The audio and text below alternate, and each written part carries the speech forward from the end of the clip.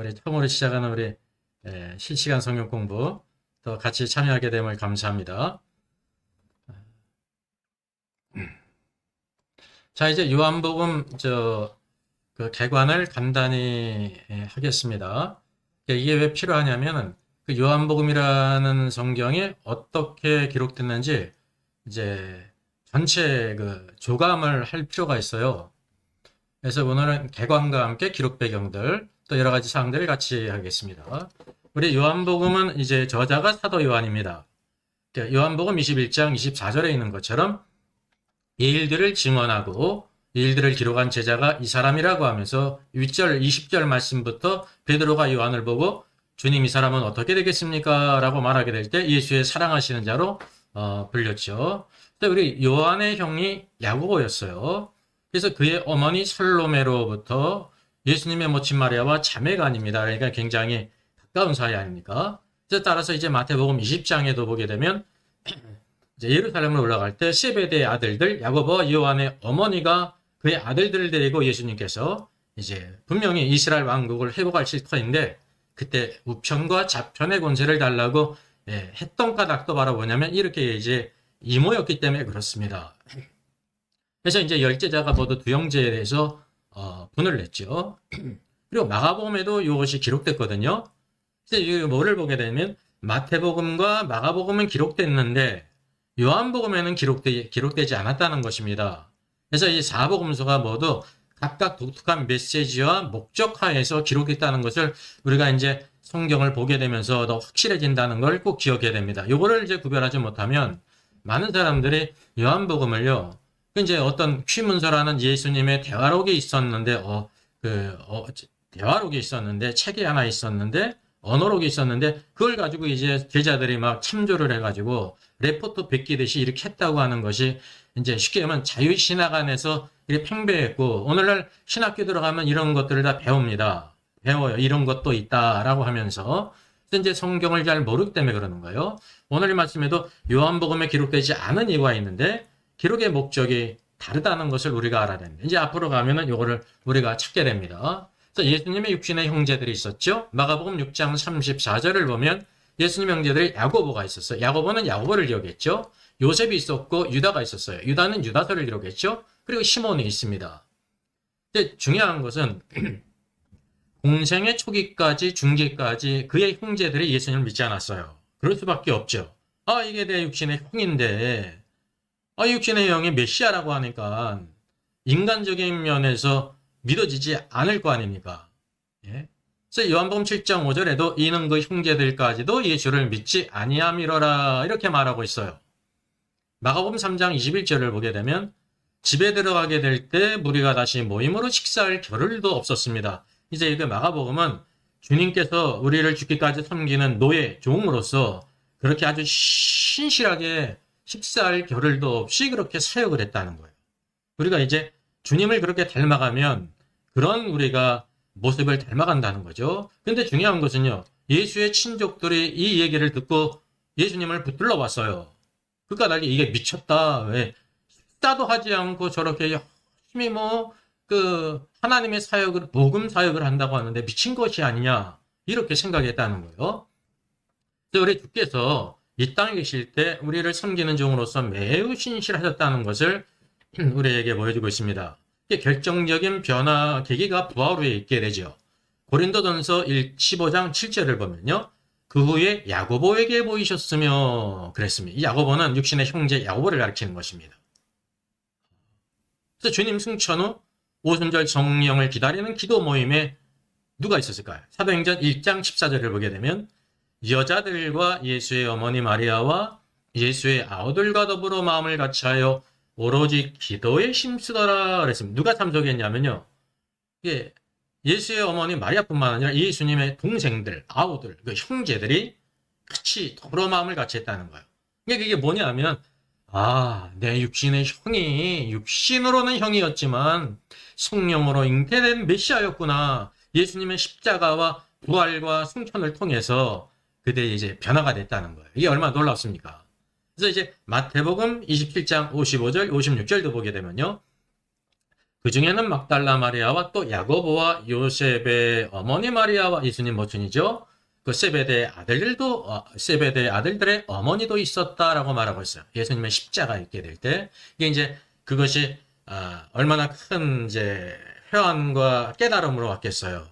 예수님은 예루살렘 올라가시는 것이 십자가에 죽기 위해서 올라가는 것이었는데 그들은 이제 다윗의 왕국을 휘호할 것으로 생각했잖아요. 그래서 오른쪽 권세, 왼쪽 권세를 구한 것이 얼마나 그들이 어리석었다는 것을 깨달았을 거 아닙니까? 그래서 뒤에 보게 되면 이제 기록 시기와 장소를 보게 되면요. 이제 주후 90년경 에베소에서 기록했어요. 요한이 에베소에서 사역을 했죠. 그 도미티안 황제 95년인데요. 반모섬에 유배되어서는 요한계시록을 썼고요. 따라서 반모섬 유배 전 이제 요한복음을 기록했다는 것을 우리가 알게 됩니다. 자, 그 요한복음에 또 하나의 배경이 있는데요. 그 오순절 성령님의 강림으로 교회가 세워졌습니다. 그래서 교회가 굉장히 중요합니다. 그래서 성경을 보면서 교회라는 말을 어디에 나오는지 찾아볼 필요가 있어요. 여러분, 복음서에 교회가 나오는 데가 어디예요? 한번 댓글로 달아보세요. 복음서에 교회라는 단어가 어디에 나와요? 그게 중요한 그 계시예요. 변화산에 올라가시기 전에 마태복음 16장을 보게 되면 가이사라 빌립보 지역에 올라가게 될 때 사람들은 나를 누구라고 하느냐 너희는 나를 누구라고 하느냐 할 때 베드로가 신앙 고백했잖아요. 그때 뭐를 언급했어요? 내가 이 반석 위에 교회를 세운다. 교회가. 이 교회가 너무나 중요합니다.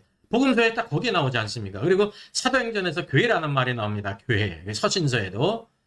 교회가 세워진 것이 놀라운 일이에요.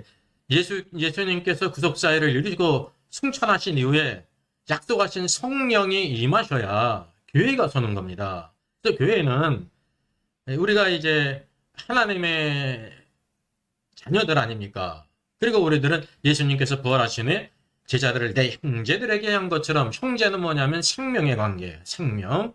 그래서 우리 주의 성도들이 이와 같이 그리스도 안에서 아버지 하나님을 섬기는 이유가 우리의 육신의 부모는 달라도 하늘에 계신 아버지의 생명을 받았다는 거예요. 이게 인비저블한 놀라운 면이 있다는 거예요. 교회는 외적인 것만이 아닙니다. 우리가 이렇게 모이기 때문에 교회를 뭐라고 생각하냐면 공동체라고 부르지 않습니까?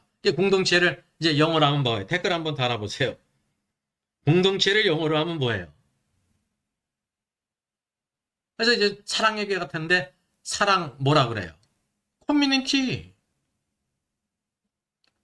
지구상에서 제일 큰 커뮤니티가 뭐예요? 그게 공산주의예요. 공산주의 사상으로 모은 공동체다. 이게 이제 외적으로 보면 분명히 공동체죠. 이게 교회의 생명은 어디에 있냐면 보이지 않는 곳에 있습니다. 하나님의 생명, 그리스도의 구속의 역사를 통해서 우리의 죄를 사실 뿐만이 아니라 우리는 죄 짓기 이전에 아담의 상태로 돌아가는 게 아니에요. 구속은. 우리의 죄를 사실 뿐만 아니라 새 생명을 주신 거예요. 아버지의 생명을. 요한복음 1장 12절에 뭐라고 말하고 있습니까? 영접하는 자, 그 이름을 믿는 자들에게는 하나님의 자녀가 되는 권세를 주셨다 그랬습니다. 이게 놀라운 거예요. 이 말씀이 다른 복음서에 나오질 않아요. 그런 관점에서 성경을 잘 보게 되면 하나님께서 이 사복음서를 통해서 우리에게 아주 중요한 메시지를 각각 주셨다는 것을 알게 됩니다. 자녀가 되는 권세는 생명의 역사지 않습니까? 왜냐하면 요한복음을 보게 되면 말씀이 계셨잖아요. 태초에 말씀이 계셨죠. 이 말씀이 곧 하나님과 함께 계셨는데 말씀이 하나님이라고 말씀하고 있죠. 그리고 그 다음에 천지 창조를 얘기해요. 창조 주세요. 그리고 그것이 우리에게 무엇으로 왔습니까? 생명이라고 말하고 있습니다. 생명. 우리 안에 생명. 그리고 생명은 또 사람들의 뭐라 그랬어요? 빛이라. 그래서 그 빛은 물리적인 빛을 가리키는 게 아니라 영적인 빛을 가리키면서 그 뒤에 1장 12절에 영접하는 자. 이게 뭐냐면 그 이름을 믿는 자, 예수, 우리를 죄 가운데 구원할 자, 죄가 없으신 메시아가 내 죄를 위해 죽으셨다는 것을 하나님의 자녀가 되는 권세를 주셨습니다. 이게 내적으로 뭐냐면 하나님의 생명을 받았다는 거죠. 우리는 그래서 하늘에 속한 왕가라는 것을 알아요. 그래서 왕 같은 제사장이에요. 왕 같은 제사장. 장차 그리스도께서 만왕의 왕으로 통치하시게 될 때 믿는 제 하나님의 자녀 가운데 누구에게 주시는 겁니까? 네, 이기는 자들에게. 이기는 자들. 여기 수원에도 화성이 행궁이 있지 않습니까? 그게 왕의 그 자녀들이 왕궁에서 사는데 모든 왕의 자녀들이 다 왕이 되는 게 아닙니다. 왕의 수업을 다 받지 않습니까? 그 시간표를 보게 되면요. 4시 반부터 일어나가지고 뭐 정신이 없습니다. 예? 그 가운데 잘 이제 제목을 나라를 잘 다스리고 인품을 갖추고 실력을 갖춘 아들을 제자로 세워서 왕이 되는 거예요. 근데 이제 하나님의 모든 자녀가 왕이 되는 게 아니에요. 실제적으로 하나님의 계획은 구원받은 모든 성도들이 다 왕이 되는 건데 이게 왕 같은 제사장이거든요. 근데 그 길을 훈련을 받은 사람만이 될 수가 있다는 거죠. 근데 그 권세가 내적인 것이라는 걸 우리에게 보여주고 있습니다. 이 말씀은 마태, 마가, 누가복음에 없어요. 요한복음에만 있습니다. 그래서 그런 관점에서 우리가 기본적인 것을 잘 보면서 보게 되면 이 요한 이제 복음서가 평이하지만 겉으로 보면 평이하죠. 그러면서 들어갈수록 아주 심오한 말씀이 있습니다. 제가 이제 워킹 바이블 영상에도 사복음서에 대한 영상을 몇 개 올리지 않았습니까? 한 5, 6개 올리지 않습니까? 그런 것을 통해서 성경을 보게 되면 하나님께서 뭘 보여주시고 뭘 말씀하고 있는지를 우리가 알 수 있어요. 이 성경에 메시지가 있어요. 하나님의 음성. 그래서 우리가 성령으로 말미암아 잘 깨닫게 될 때 참된 축복을 갑니다.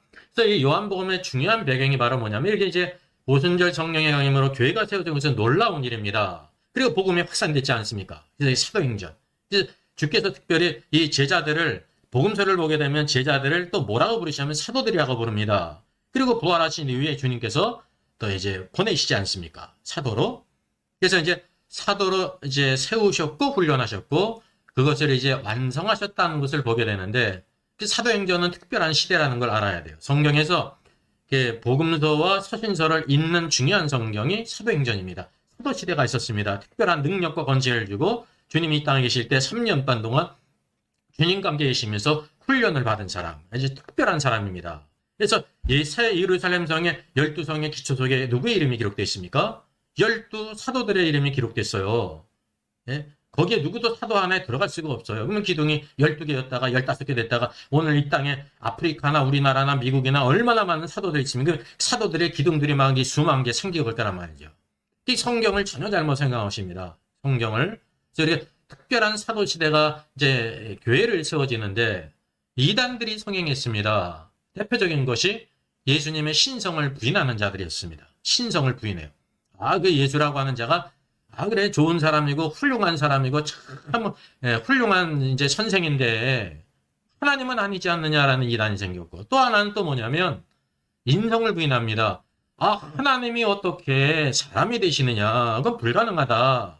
이러한 이단들이 생기게 될 때 이제 요한복음을 통해서 예수님이 누구라는 거예요? 요한복음은 하나님이시라는 겁니다. 하나님. 그래서 다른 세 복음서와 구별이 되는 거예요. 제가 오늘 이제 예배 시간에도 잠깐 누가복음을 보게 되면서 이 상관관계를 아는 것이 중요하거든요. 이제 베드로가 시몬이 이렇게 물고기를 잡다가 부름을 입는 건데 마태, 마가, 누가복음에는 기록되어 있습니다. 누가복음 또 특별하죠. 그런데 요한복음 없는 이유가 바로 뭐냐면 마태, 마가, 누가복음은 왕일지라도 종일지라도 사람일지라도 공통부문이 반드시 사람이어야 된다는 거예요. 사람. 하나님께서 누가 필요하냐면 사람이 필요하신 겁니다. 하나님께서 우리를 구원하시기 위해서 누가 필요했습니까? 참 사람이신 그리스도가 필요한 거예요. 예? 하나님이 우리를 위해서 피를 흘려주실 수가 없으세요. 성육신 하셔야 되는 거예요. 이게 성육신의 비밀인데 세 복음서는 사람이라고 하는 부분에 이제 공통점이 있습니다. 그래서 우리는 사람으로서 마태복음에 있는 게 왕의 길을 걸어야 돼요. 왕의 훈련을 받아야 됩니다. 둘째는 종의 훈련을 받아야 돼요. 종. 한편으로 왕은 이렇게 싸우는 자고 자기를 다스리고 주님의 다스림을 받는 자인데 또 한편으로는요. 겸손하게 섬기는 사람입니다. 말없이. 그러면서 그는 참 사람의 인성을 갖고 있습니다. 참 사람의 인성들을 벗어나는 것들은 하나님의 역사가 아닙니다. 예? 로마서 12장을 보게 되면 우리가 이게 영적인 예배를 드리라고 말하고 있죠. 그게 이제 약간 이게 뭐라 그럴까 의역이 된 거예요. 영적인 거 좋아하잖아요. 성경에도 영적인 걸 중요시 하거든요. 그 영적인 게 뭐냐? 그 임비저블하지 않습니까? 그래서 영적인 거를 제각각 주장할 수가 있다니까 별 이상한 짓을 하면서 영적인 거다. 성령의 역사다 이렇게 말한단 말이죠. 그게 잘못된 것입니다. 그 영적은 리저너블, 합리적인 예배를 드리라는 거예요. 합리적인. 말이 되는. 예? 하나님께서 우리 사람을 어떻게 만드셨어요? 논리적이게, 이성적이게 만들었다니까요. 그것이 참된 믿는 사람의 가는 길인데 그걸 어디서 강조하고 있냐면 누가복음에서 강조해요. 누가복음. 근데 요한복음은 예수님은 하나님이시라는 거예요. 그래서 다른 세 복음서에 기록되지 않은 수많은 말씀들이 요한복음에 있습니다. 요한일서 2장 22절도 마찬가지입니다. 예, 요한이 기록했죠. 이제 요한 일서도 그 이단들에 대해서 그 이제 지금 변증을 하는 겁니다. 우리 참된 신앙이 이러한데 그러면서 잘못됐다. 거짓말하는 자가 누구냐? 예수께서 그리스도심을 부인하는 자가 아니냐? 여러분 예수님이 그리스도인 것을 부인하는 자마다 그 말할 것도 없이 다 거짓말하는 자고 거짓의 아비가 누구예요? 그 요한복음에만 있죠. 거짓의 아비. 그게 뭐냐면 하나님의 관점에서 그를 대적하는 게 거짓의 아비 마귀라는 거예요. 또 요한복음에 처음 살인한 자를 누구라고 말하고 있습니까? 처음 살인한 자. 그게 마귀예요. 창세기를 보게 되면 처음 살인한 자가 가인이거든요. 외적으로는 가인인데 요한복음에서 내적인 거. 마귀라고 말하고 있습니다. 다른 세 복음서에 이게 없죠. 요한복음에 있습니다. 그래서 이렇게 차별화돼서 각 모든 복음서마다 하나님께서 우리에게 이렇게 보여지고자 하신 부분이 다르다는 것을 알아야 됩니다. 그리고 아버지와 아들을 부인하는 그가 그랬습니다. 아버지와 아들을 부인합니다. 그가 적그리스도라 그랬습니다. 아들을 부인하는 자에게는 또한 아버지가 없으되 아들을 시인하는 자에게는 아버지도 있다라고 말하고 있습니다. 그래서 이 말씀 적그리스도라는 말에 많은 이제 적어도 한 절반은 오해를 합니다. 이것 봐라. 예? 초대교회 시대 때 적그리스도가 있다고 하지 않았느냐. 그런데 뭐 마지막 대환란 때 적그리스도가 있다고 하느냐 이렇게 생각을 해요. 그러니까 하나는 알고 둘도 모르고 셋도 모르고 넷도 모르는 거죠. 이거는 포괄적으로 근본적으로 예, 아들이 그리스도인 걸 부인하는 건 적그리스도라는 거예요. 그래서 성경에서 말씀하고 있는 마태복음 24장에 말하고 있지 않습니까? 멸망에 가증한 것이 거룩한 곳에 선 것을 보거든 그때 유대에 있는 자는 깨달을진 적이 도망가라는 말씀하고 있지 않습니까? 그러니까 유일한 적그리스도가 있어요. 유일한. 일반적으로 그리스도를 대적하는 사람은 다 적그리스도예요. 장사를 하는 사람이다 회사원이든지 남자든지 여자든지 예수께서 그리스도이신 것을 부인하는 자는 그게 적그리스도라는 것입니다. 그래서 이제 그 계시록 13장에 나오는 한 짐승인 적그리스도로 그렇게 일치시키면 안 되는 건 특별한 한 사람이에요. 마귀로부터 권세를 받지 않습니까? 마귀로부터. 그리고 다른 짐승 적그리스도가 이제 거짓 선자가 적그리스도를 위해서 일하지 않습니까? 그런 적그리스도를 구별해야 된다고 하는 사실이죠. 그래서 그리스도의 신성과 인성을 부인하는 이단의 가르침으로 인해서 유일하게 그리스도를 목격하고 생존한 요한이 교회를 온전하게 이제 디펜스하기 위해서 이게 변증을 하는 게 중요한 겁니다. 이게 변증을 다른 말로 하면 뭐라고 말하고 있습니까? 네? 옷이 이렇게 단추가 떨어졌잖아요. 그럼 어떻게 해야 돼요? 단추를 팔아야죠. 옷이 이렇게 좀 해줬어요. 그럼 버리고 새거 삽니까? 아니잖아요. 그걸 이렇게 기워야 된단 말입니다. 보수를 해야 되는 거예요. 그래서 주권적으로 마태복음 마가복음을 보게 되면 여기 시몬과 그의 형제 안드레가 있지 않습니까? 예. 그럼 안드레가 영어로 뭔지 아세요? 그럼 더 친근한데 안드레 몽드레 안드레가 영어로는 뭐냐면 앤드류가 돼. 앤드류. 예. 베드로는 피터 아닙니까? 피터 팬이 있지 않습니까? 예. 그는 이제 그물을 던지다가 고기를 잡다가 부르심을 입었고 그 뒤에는 야고보와 요한 있잖아요. 뭐 하다가 부르심을 써요? 그물을 깁다가. 그래서 교회에는 두 사역이 필요해요. 그물을 던져서 사람을 전도하는 사람이 있어야 되고 또 뭐냐면 신앙생활 하다가 막 이제 여러 가지 문제 진짜 예수님이 하나님의 아들이야? 참 사람이시오? 막 그러면서 여러 가지 이렇게 방황하고 뭐 이단들의 가르침도 있고 뭐 여러 가지 어려움이 있지 않습니까? 그때 뭐냐면 이렇게 성경을 가지고 디펜스 해주고 변증해주는 사람이 필요합니다. 믿음이 든든히 서는 것입니다. 두 종류의 사람이 있어야 되는 거예요, 교회는. 사도행전에서도, 사도행전에 복음이 증거하게 될 때 문제가 생겼잖아요. 할례를 받아야 구원받지. 예루살렘에서 온 사람들은 거기에 파묻혔거든요. 그 관념이 떨어지기 어려워요. 그래서 예루살렘 공예가 뭐 있잖아요. 그래서 대표적으로 딱 서가지고 결정한 사람이 누구였습니까? 여기, 시몬, 베드로, 안드레, 야고보, 요한이 있다고 하면 누가 했습니까? 야고보가 하지 않습니까? 야고보. 이게 바로 뭐냐면 그 야고보는 여기 요한의 형제 야고보는 아닙니다. 그걸 구별하셔야 돼요. 이게 누가 있냐면 이게 바로 뭐냐면 그물을 깁는 것 변증. 어떻게 하나님이 천지를 그렇게 말씀으로 창조하실 수가 있어? 이스라엘 백성들이 어떻게 홍해를 육지같이 건널 수 있어? 라고 하는 일들에 대해서 그 팩트를 우리가 어떤 해석으로 바꿀 수가 없거든요. 성경을 가지고 그것을 이렇게 성경을 가지고 변증해 주는 사람. 그럼 미국에도 그렇게 일반 모든 성령과 사람들에 대해서 성경을 가지고 변증해 주는 사람이 있었죠. 한번 댓글을 한번 볼까요? 누가 있었습니까? 그 훌륭한 분이에요. 그런 분이 미국에 있었어요. 세상을 떠났잖아요. 순교를 당한 겁니다. 어떤 사람은 그 사람이 뭐 애국 운동하다가 그랬는데 아닙니다. 그 본질은 복음이거든요. 복음 안에 뭐가 있습니까? 미국이라는 국가가 있으니까 합당하게 복음 안에서 우리는 애국자가 되는 거거든요. 찰리 코크가 있잖아요. 찰리 코크. 성경을 가지고 이렇게 평이하게 잘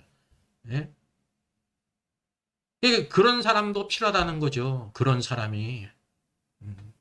얼마나 많은 사람들이 자기의 잘못된 생활을 고치고 돌아오지 않습니까? 고등학교도 가고 대학교도 가고 찾아가서 막 토론하지 않습니까? 그게 바로 뭐냐면 성경을 가지고 일반적인 모든 것들뿐만 아니라 이제 특별한 거. 그분의 사역은 이제 일반적인 거지 않습니까? 그죠? 그것도 필요한 거예요. 필요해.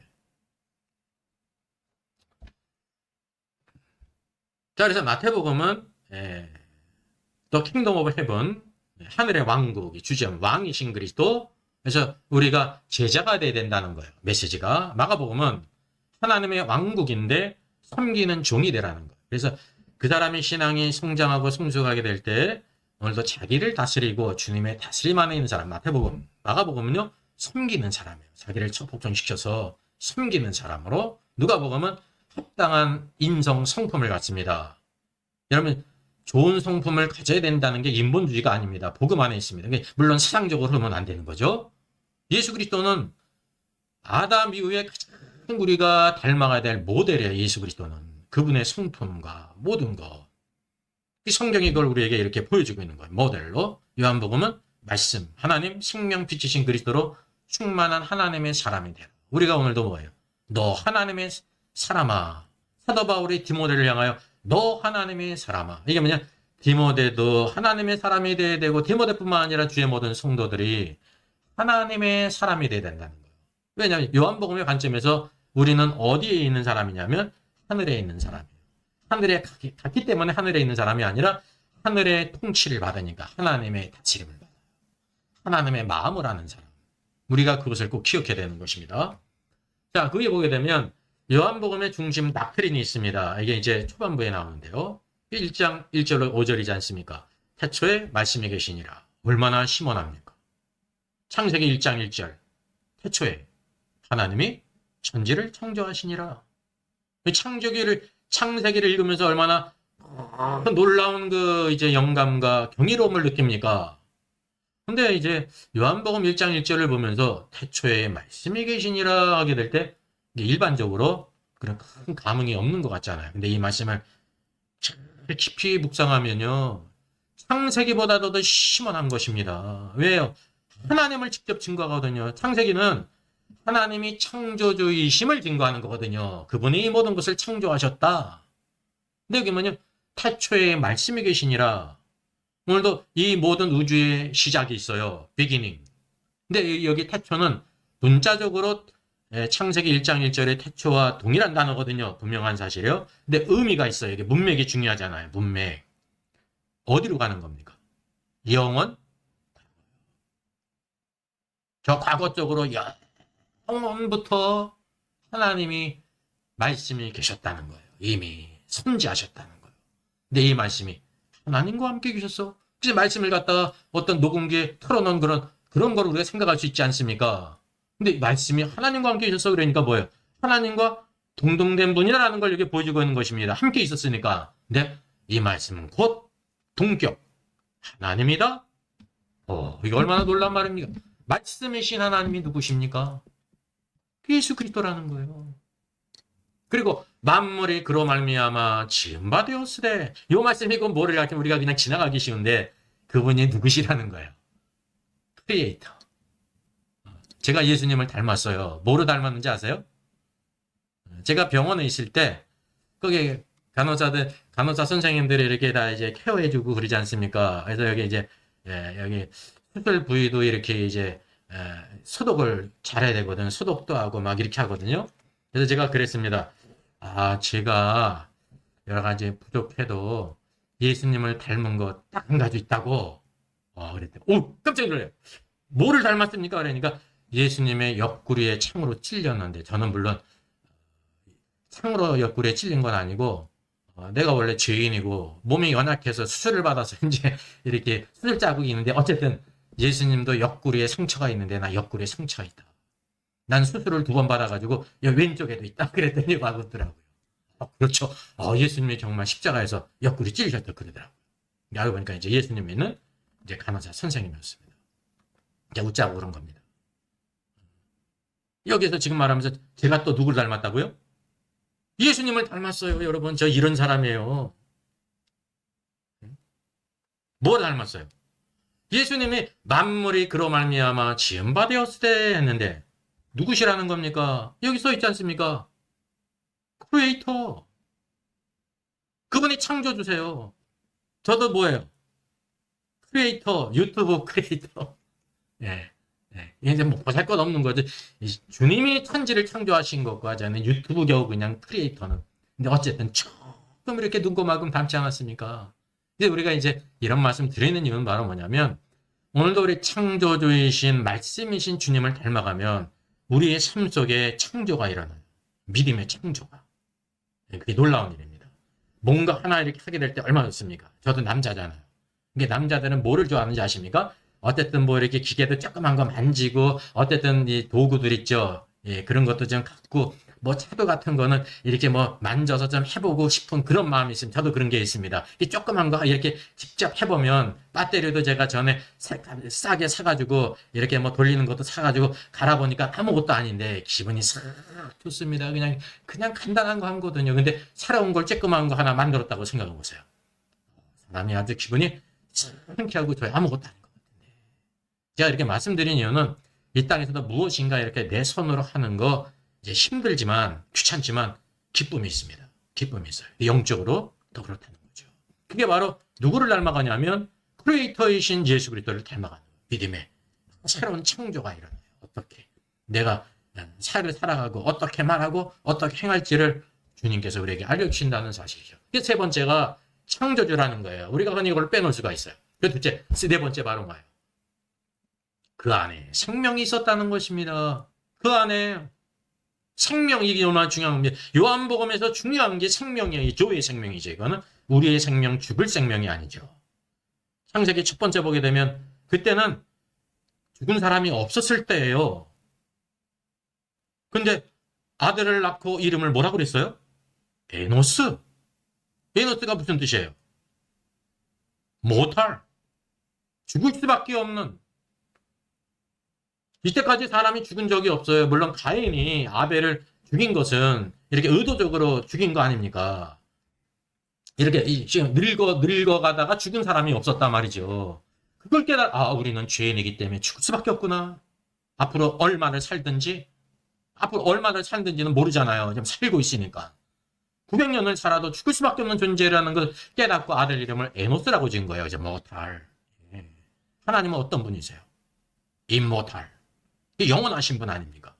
그러니까 자기가 죽는 존재라는 걸 깨닫게 될 때 어떻게 했습니까? 그때 사람들이 여호와 이름을 불렀더라. 여호와 이름을 왜 불렀을까요? 성경이 직접 나오지 않아요. 이제 그 시대 사람들한테 물어봐야 되는 거예요. 큰일 났네. 이게 이제 타임머신 타고 가든지 꿈속에서 나타나게 해달라고 기도하든지 그래야 되는 겁니다. 왜 여호와 이름을 불렀습니까? 여호와가 뭐예요? 구원자. 예수예요. 신약으로 오면 예수. 구원자. 주여 우리를 구원하여 주시옵소서.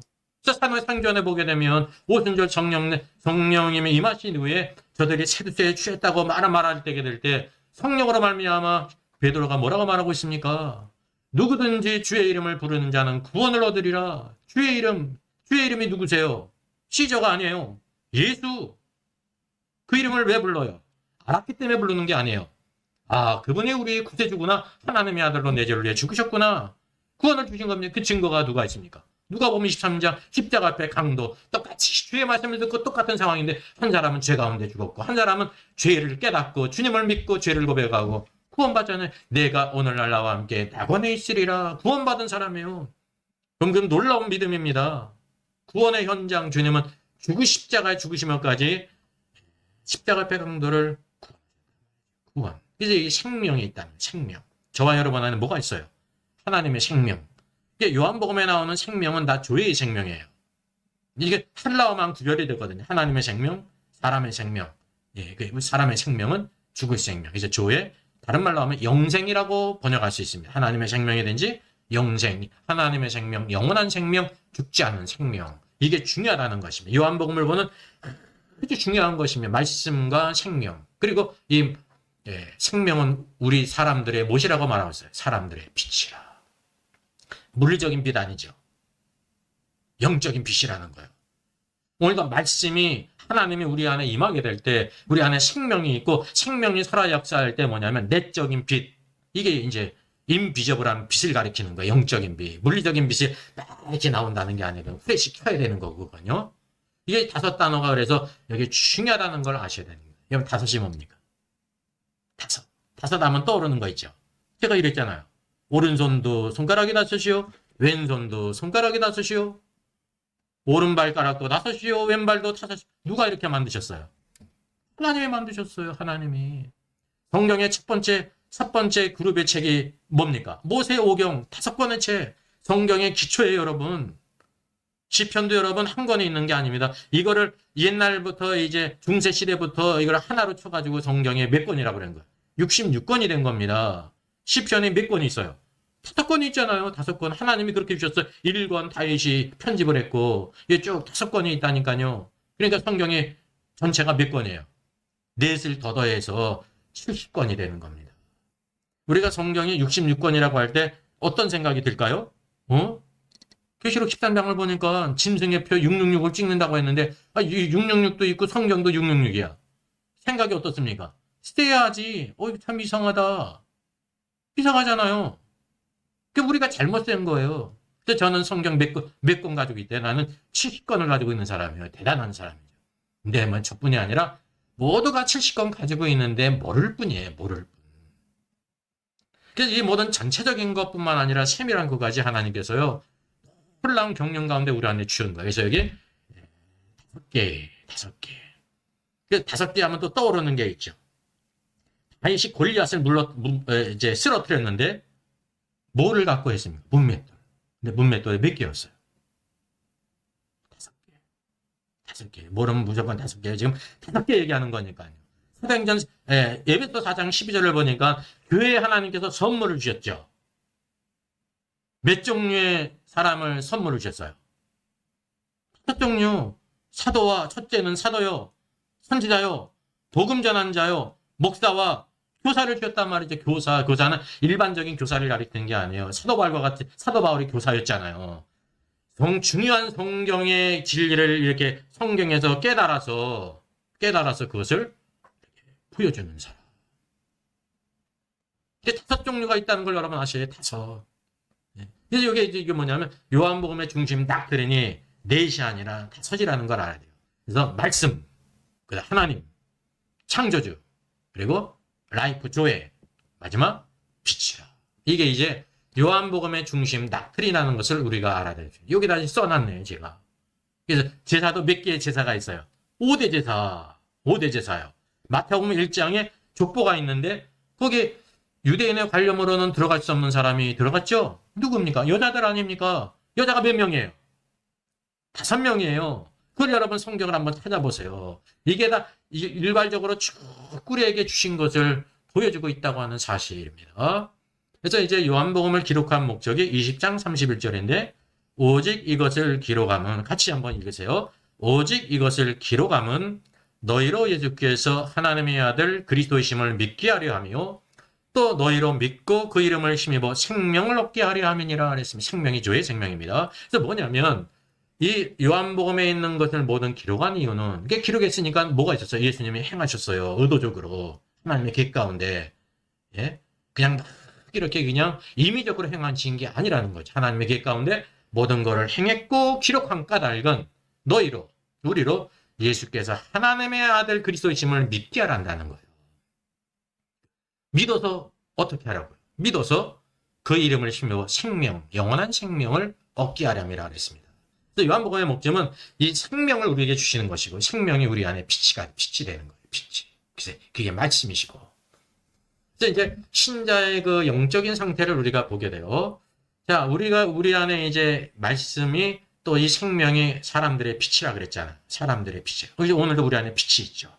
이제 빛의 자녀가 돼야 되는 거예요. 빛의 자녀. 회시를 들고 다니는 사람이 빛의 자녀가 아니에요.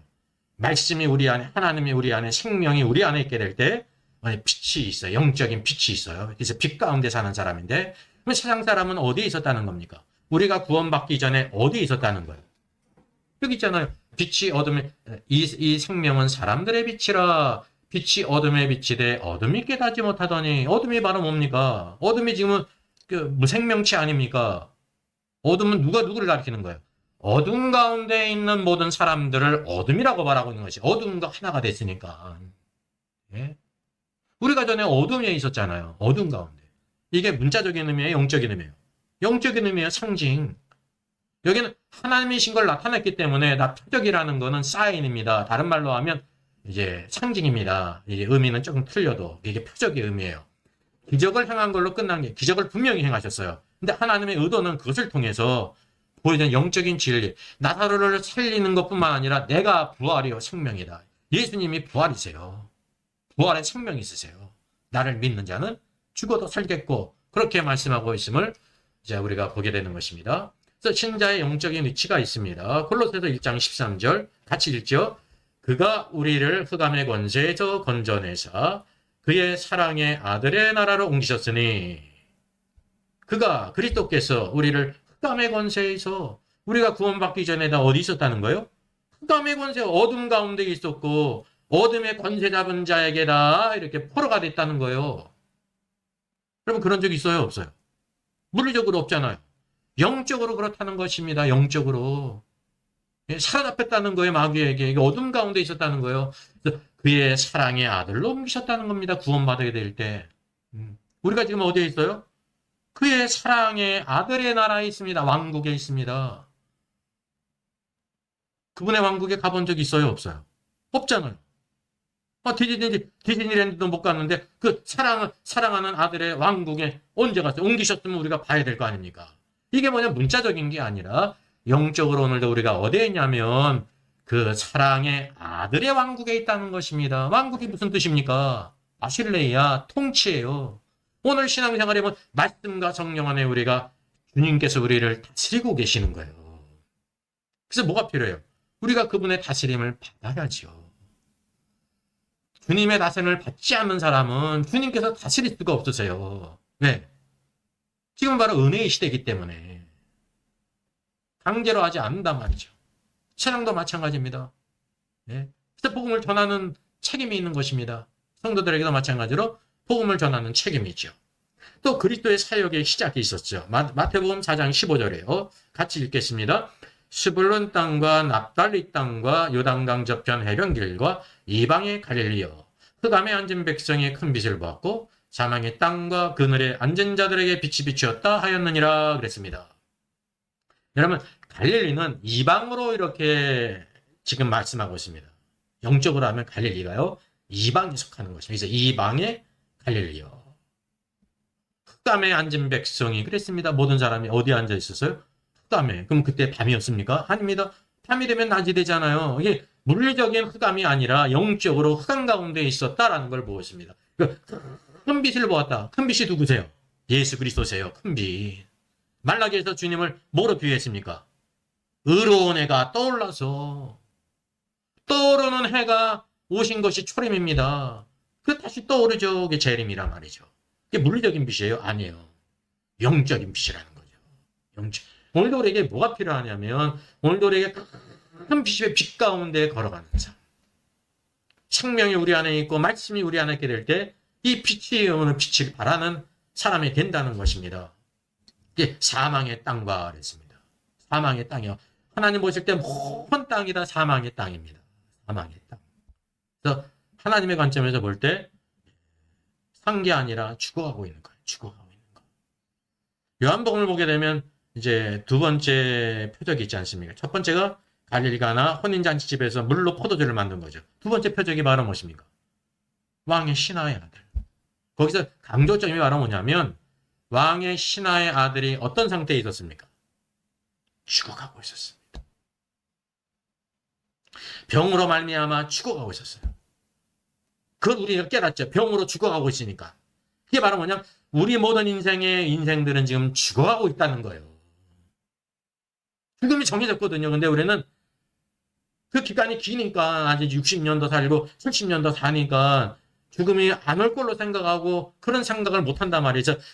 크게 죽어가는 왕의 신하의 아들을 통해서 우리 인생들이 다 뭐냐면 너희들은 지금 죽어가고 있다. 누가 필요해요? 죽어가는 자를 살리시는 그리스도가 필요하다. 그분의 하나님이시다를 보여주고 있다는 것입니다. 그래서 앉은 자들에게 빛이 비추었다 그랬습니다. 주님이 이렇게 사역했을 때 영적으로 큰 빛이 비친 거예요. 그 큰 빛을 본 사람들은 어떻습니까? 큰 빛을 받아들인 사람은 피하지 않고 구원받고 주님을 따르는 사람. 그 빛에 이끌리는 거예요. 빛에 이끌려요. 이게 신앙의 원칙입니다. 우리가 주님을 따라가는 게 아니에요. 마리아가 주님을 그렇게 섬겼잖아요. 마르다도 섬겼잖아요. 뭐를 벗기 때문에 큰 빛을 보았다는 거죠. 이분이 바로 하나님이시다. 메시아이시다. 그 빛에 이끌리는 삶입니다. 이끌리는 삶. 이것을 성경이 우리에게 보여주고 있습니다. 자, 그래서 이제 사복음서의 관계를 통해서 우리가 요한복음이 어떤 위치에 있는지를 봐야 됩니다. 이제 사복음서는 신약의 첫 부분자이자 매우 친근한 성경입니다. 예, 그래서 우리가 사복음서를 잘 읽고 은혜를 봤어요.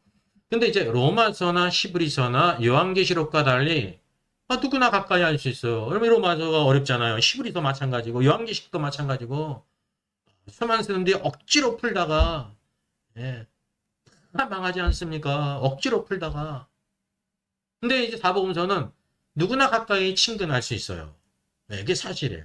근데 들어가면 들어갈수록 이 사복음서가 심오해요. 왜냐하면 예수님의 행적이거든요. 예수 그리스도가 어떤 분이냐를 뭘 통해 보게 되냐면 그분의 말씀과 행함을 통해서 보게 되잖아요. 그럼 에베소 5장을 보게 되면 아내들아, 아내들에게 말하죠. 둘째, 남편들아 쭉 얘기해요. 마지막에 사도 바울이 뭐라고 말해요? 내가 그리스도와 교회에 대하여 말하노라. 이 비밀이 크도다 그러면서 내가 그리스도와 교회에 대하여 말하노라. 한편으로 이 땅에서 우리가 아내들이 어떻게 살아야 될지 또 남편들이 어떻게 가정생활을 할지를 보여주고 있는 거거든요. 근데 참된 목적은 바로 뭐냐면 내가 남편들을 통해서 그리스도께서 교회를 위해서 죽기까지 사랑하신 것 그걸 보여주고 있는 것입니다. 교회가 그리스도께 순종하듯이 아내들아 남편들에게 순종하라. 그걸 통해서 더 크게 그리스도와 교회에 대한 비밀을 보여주고 있는 것입니다. 성경은 뭐냐면 우리가 일반적으로는 예수님에 대한 거에 맞아요. 근데 더 중요한 게 있어요. 그리스도를 알면 누구를 꼭 알아야 되냐면 교회를 알아야 돼요. 왜? 머리신 그리스도께서 누구를 통해서 이 땅에서 사역하십니까? 주님은 승천하셨잖아요. 교회가 바로 뭐냐면 그리스도의 아내예요. 아내. 장차 신부가 되고 아내가 될 사람. 근데 우리가 정결한 처녀로 사도 바울이 고린도서에서 말씀하고 있는 것처럼 내가 정결한 처녀로 한 남편인 그리스도께 중매하려 함이라 그랬습니다. 근데 모든 사역자는 중매장이에요. 누구의 영광과 아름다움을 증거하는 거예요. 예수 그리스도께서 이렇게 놀라운 분이시다. 너희를 이렇게 사랑하시는 분이 부유하신 분이시다. 너희의 모든 것을 다 책임져 줄 분이시다. 그분만이 우리의 소망이시다. 너희 예수님 고리타분한 사람으로 생각하지 않냐. 예수님은 가장 즐겁고 유쾌하신 분이야. 그래서 시편에서 뭐라고 말해요? 영락의 하나님, 영원한 기쁨. 세상에도 기쁨이 있잖아요. 근데 그분은 영원한 기쁨, 영원한 기쁨. 모세가 애굽의 모든 쾌락과 모든 즐거움을 다 버린 이유가 바로 무엇입니까? 죄악의 즐거움을 누리는 것보다 하나님 백성과 함께 고난받기를 즐겨했는데 뭘 바라봤습니까? 상주심을 바라봅니다. 그랬으면 얼마나 놀라운 거에 소망을 갖게 하고, 예. 모든 사람들이 자기에게 주어질 이 땅에서도 상이 있기 때문에 열심히 수고하고 애쓰는 거예요. 해도 되고 안 해도 되고. 그럼 안 하죠. 신앙생활도 마찬가지라는 거죠. 그래서 우리가 사복음서를 통해서 깊이 들어가면 들어갈수록 예수 그리스도가 어떤 분인지를 알게 되는 거예요. 그리고 자연히 우리가 어떤 사람이 되어야 될지, 이 예수님, 누가복음을 통해서 이런 예수님을 닮아가야지. 마가복음을 통해서 이렇게 죽기까지 섬기신 주님을 닮아가야지. 송아지 복음이라고 그러잖아요. 말이 없어요. 말 없이 죽기까지 순종하는 것입니다. 죽어서도 다 멀었습니까? 뿔은 뿔대로, 가죽은 가죽대로 모든 것을 다 내어주잖아요. 벳세메스로 울면서 올라가는 그 암소를 통해서 누구를 보여주고 있냐면 예수 그리스도, 십자가로 가시는 예수 그리스도세요. 전나는 암소였잖아요. 근데 막 울었어요. 왜? 새끼한테 젖을 먹여야 되거든. 울면서도 자라나오르나 올라가는 그 모습이요. 그게 성령께서 역사하신 거잖아요. 누구를 보여주시는 거냐면 그게요. 십자가로 가신 예수 그리스도세요. 그분을 닮아가는 거예요. 그래서 흔한 딜레마가 많은 오해와 신학적인 오해가 있는데 그게 이제 공간복음이라고 부르고 있습니다. 여러분 성경에서 마태, 마가, 누가복음은 공간복음이다 그런 적이 있어요, 없어요? 없죠. 이게 뭐냐면 성경을 보니까 마태, 마가, 누가복음은 이렇게 공통된 구절들, 사건들이 많이 있지 않습니까? 그래서 공간복음은 그런 것입니다. 이게 잘못된 건 아니에요. 근데 이제 중복됐기 때문에 그런데 이게 왜 중복됐는지를 몰라요. 근데 어떤 길로 빠졌냐면 잘못 빠지지 않습니까? 이 큐문서라는 게 있다면 큐문서 어떤 확인된 게 아닙니다. 예수님의 어록이 있다는 거예요. 그게 있는데 그걸 큐문서라고 말한 것입니다.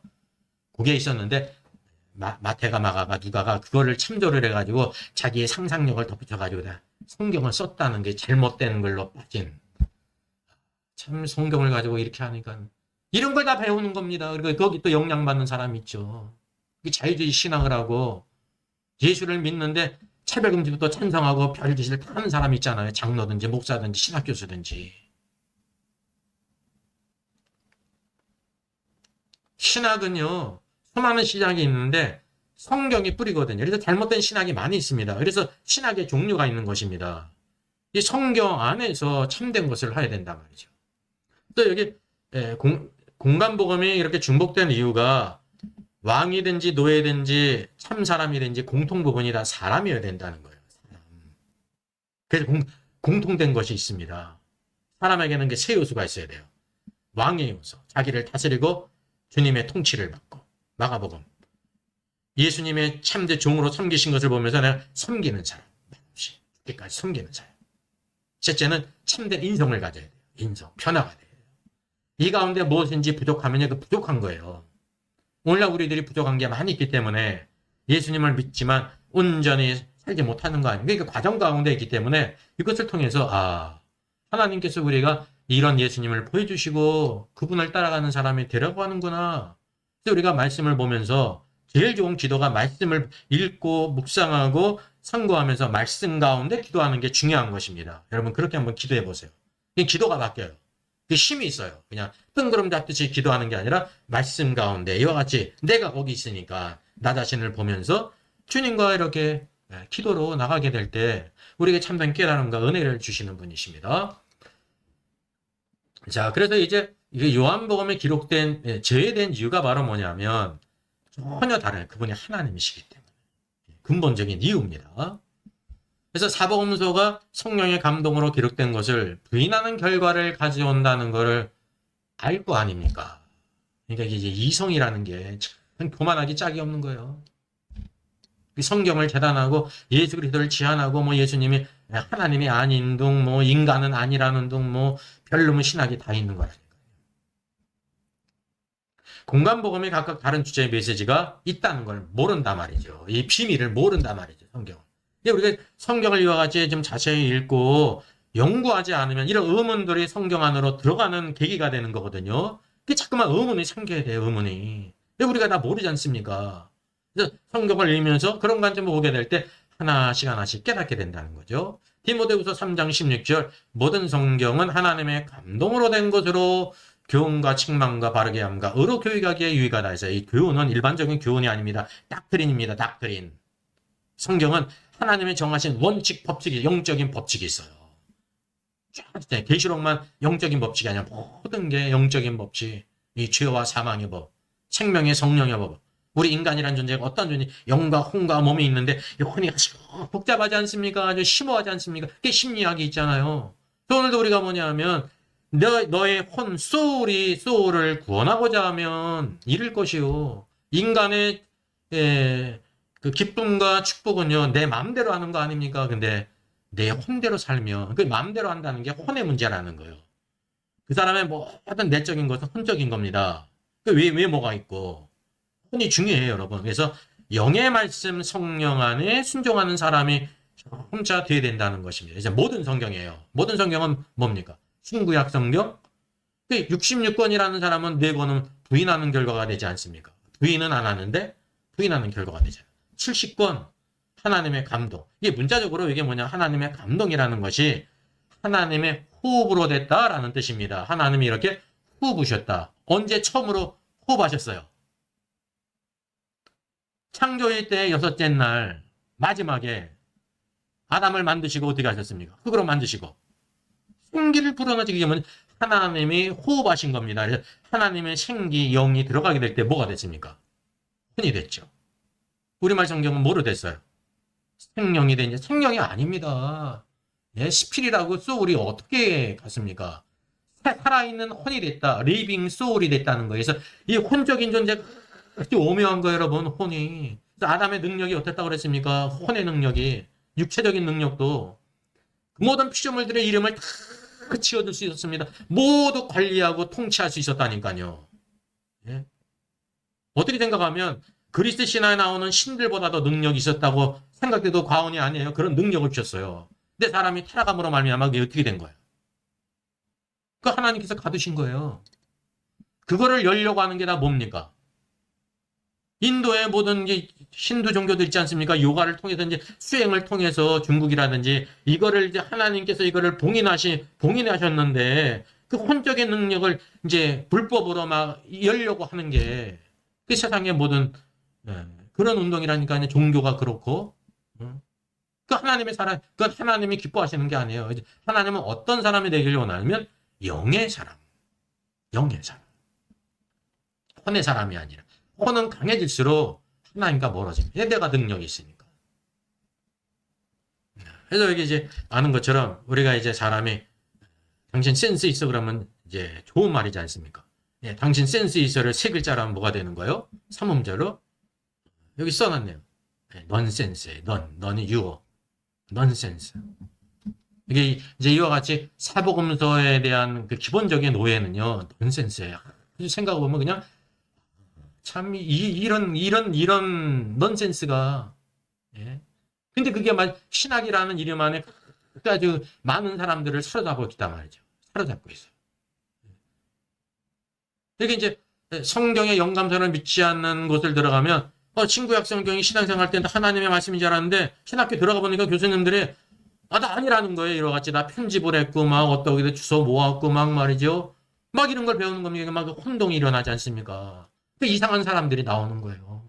그럴 수밖에 없죠. 그래서 우리가 성경으로 돌아가는 게 중요합니다.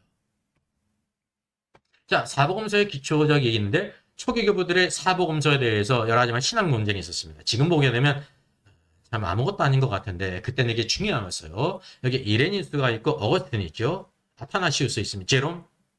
제롬이 이제 카톨릭의 이제 기초를 놓은 사람이죠. 어거스틴도 마찬가지입니다. 자, 마태복음이 그 메시지가 바로 뭐냐? 이레니우스는 마태복음은 휴먼 엔젤이다. 마가복음은 이글이다. 이글이 독수리라는 것. 마가복음은 독수리를 우리에게 보여줘있다. 이제 네 생물 가운데 독수리가 4번째 아닙니까?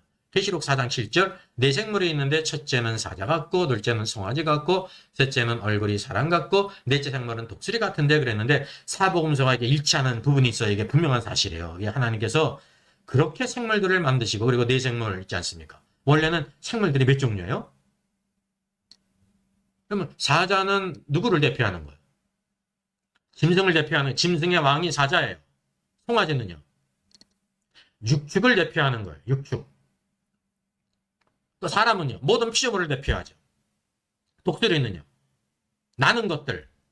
공중에 나는 것들을 대표하는 것입니다. 하나님이 창조한 것이 그 종류대로 만드셨는데 누가 빠졌습니까? 딱 두 개가 빠졌죠. 기는 것하고. 첫 번째 뭐냐면 물고기들. 물고기들이 빠졌잖아요. 그 많은 물고기들이 있는데 또 하나는 기는 것들. 딱 두 개가 빠졌어요. 그러니까 우리가 뭐 이걸 보게 되면 하나님께 천지 창조를 이게 6종류를 하시고 사람까지 하면 뭐가 되는 거예요? 7이 되는 거예요. 근데 왜 내생물은 모든 생물들 피조물의 대표인데 왜 넷만 있습니까? 이렇게 생각할 수 있어야 되는 거 아닙니까? 성경을 보니까 기는 것이 있고 누가 있어요?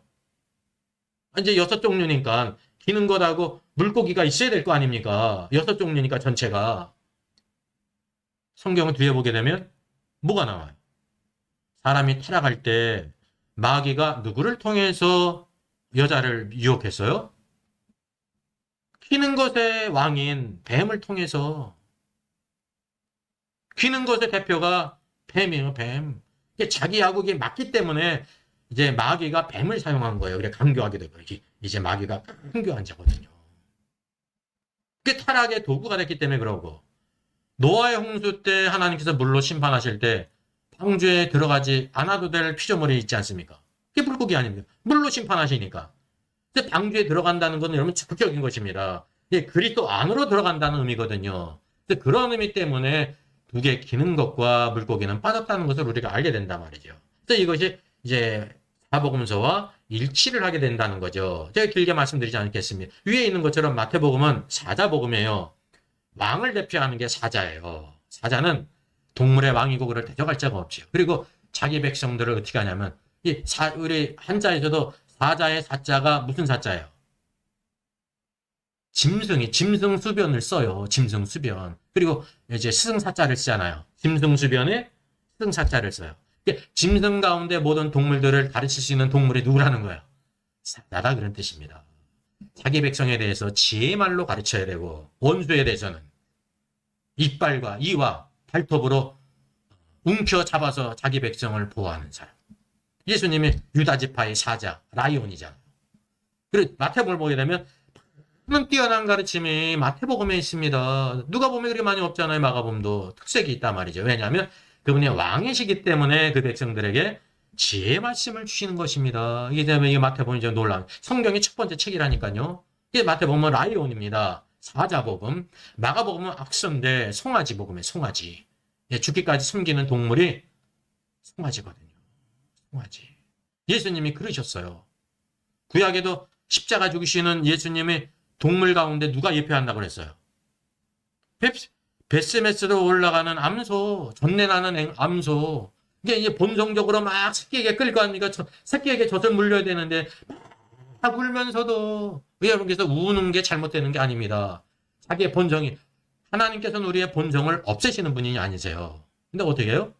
울면서도 좌로나 우로나 치지 않고 올라가는 그게 주님이신 예수 그리스도의 예표라는 걸 알게 되는 것입니다. 예표. 아마 또 이런 걸 만약에 처음 듣는 사람이 있으면 뭐 별소리를 한다, 뭐 베스메스에 올라가는 암소를 갖다가 뭐 십자가에 돌아가시는 예수님을 예표한다 말이면 뜬구리 잡은 것 같죠. 그럴 수밖에 없어요. 이런 걸 이해하기 위해서는 성경에 많은 베이스가 있어야 된다니까요. 마가복음이 바로 그것이에요. 누가 보면 예수님은 참 사람이시다. 쉽게 보면 우리는 참 사람됨이 없어요. 타락했기 때문에. 다 망가졌어요. 근데 예수님은 죄가 없으신 분이시로 오늘도 우리가 참으로 예수님의 모든 것을 다 보고 다 닮아갈 수 있어요. 어디를 통해서? 누가복음을 통해서 한단 말이죠. 제가 예수님을 만난 적이 없는데 예수님의 습관을 안다고 그러지 않습니까? 그죠? 예수님의 중요한 습관. 이게 뭐였어요?